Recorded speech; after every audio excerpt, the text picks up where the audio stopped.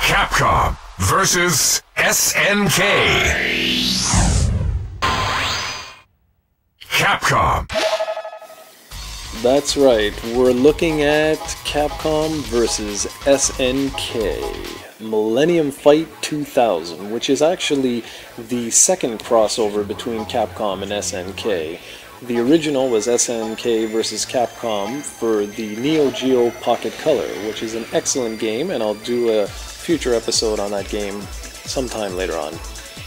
So, what is Capcom vs. SNK all about? Well, obviously, it's a 2D fighting game. This one is the import for the Sega Dreamcast. It was also ported to the original PlayStation, but you do not want that version because there's tons of loading in it and it's just all around nowhere near as good as the Dreamcast original.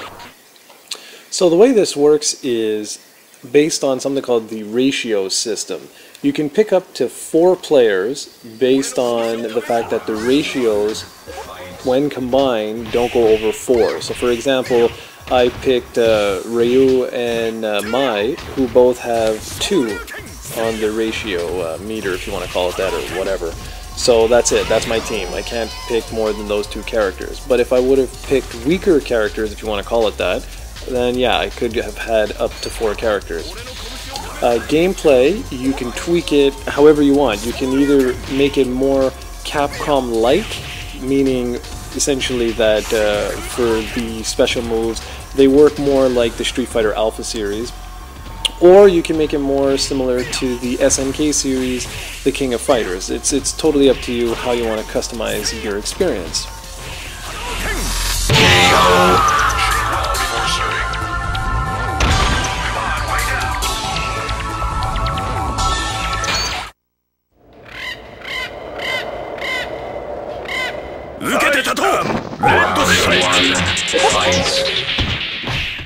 As you can tell, it is an absolutely gorgeous fighting game featuring the same sprites that have been used primarily in the Street Fighter series and the King of Fighters series and Fatal Fury and what have you for the last decade or so, but it's just everything is so vibrant, everything's so bright, and it's just downright amazing looking. Another note that you may want to take is that the entire fighting system is more closely related to the SNK franchises than the typical Capcom franchises like Street Fighter and the Vampire series or Dark Stalkers, whatever you want to call it. What I mean by that is essentially it's primarily a 4-button fighter as opposed to the 6-button fighter that you typically find with Capcom releases.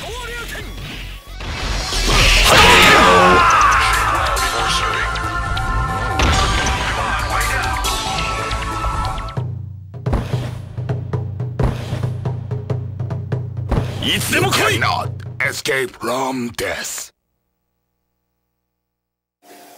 Capcom vs. SNK is a really easy to find game, so I don't think you need to import it. The only reason that I haven't bothered to do this because I always never know if these games are going to be coming to North America, so back in the day I used to import virtually all my fighters, as you'll see in future videos. Now, another thing actually to note here is the fact that while Capcom vs. SNK Millennium Fight 2000 was released on the North American and European Dreamcast, the follow-up, Capcom vs. SNK Millennium Fight 2001, was not. So I'm going to do another episode of remembering on that particular game sometime in the future. But for now, let's just finish off Geese here and call it a day. If you can find Capcom vs. SNK for relatively cheap, I suggest you do so, and that really shouldn't be too hard. You can just go to your local GameStop or EB Games and you should have no problem. Or worst case scenario, just head online to eBay and pick it up for like 10 bucks or something. It's a truly excellent fighting game that I can't recommend enough. Too easy. Shifugen!